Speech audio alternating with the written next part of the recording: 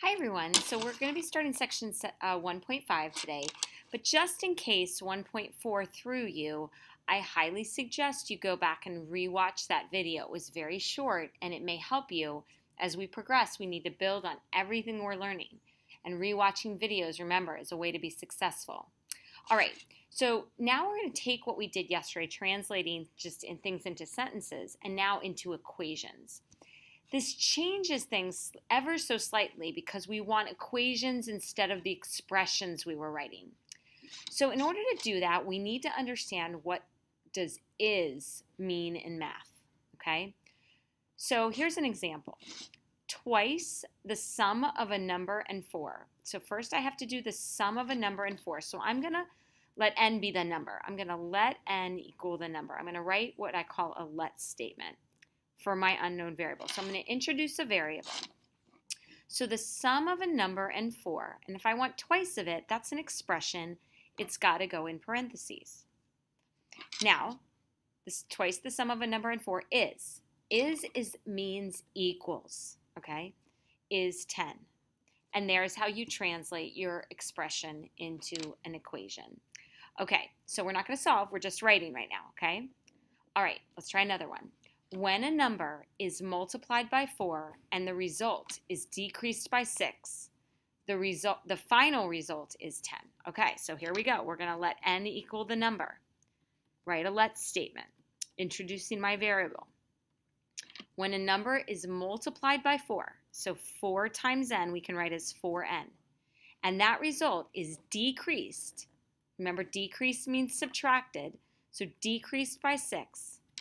The final result is equals 10. So 4n minus 6 equals 10. All right, let's try one more. 3 less than half the number is 15. So I'm going to write let n equal the number because I'm introducing my variable. Then I'm going to read, you read it like literally the way it's written. So 3 less than, remember, is a flip it around word. So we want to flip it around. Half the number. So we're going to write 1/2 of n minus 3. Again, less than flips it around. So the number comes to the front, the 3 comes to the back. And there's that word is again, which means equals 15. All right, so we've written 3 equations. Now, how can we make this a little bit more challenging? Well, we can bring in some geometry, okay? Why is it geometry? Because now I've involved a figure, okay? So this is a triangle, which has 3 sides. Okay, so a triangle, 3 sides, 3 angles.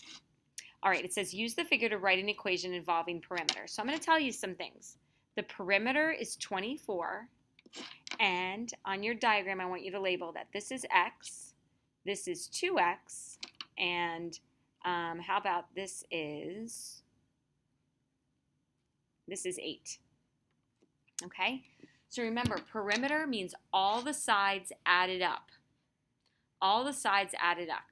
So I'm going to add up all the sides, x plus 2x plus 8. Since there's 3 sides, I need to add up 3 things.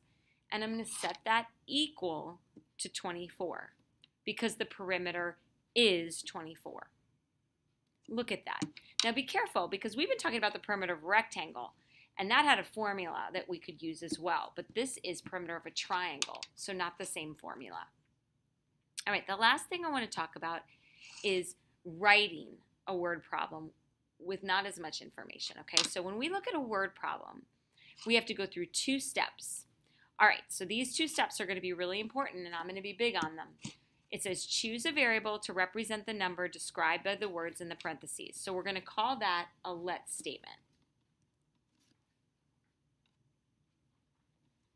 And then we're going to write an equation that represents the given information, okay? So I look at this, and what's in parentheses says rate per hour. So I'm going to let R equal the rate.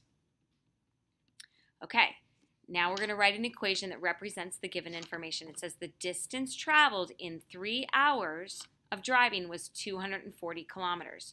So that, remember, is going to be a place where we use that formula, D equals R times T. Okay, D is distance. I want you to write that down. And in this case, we already know R is rate and T is time.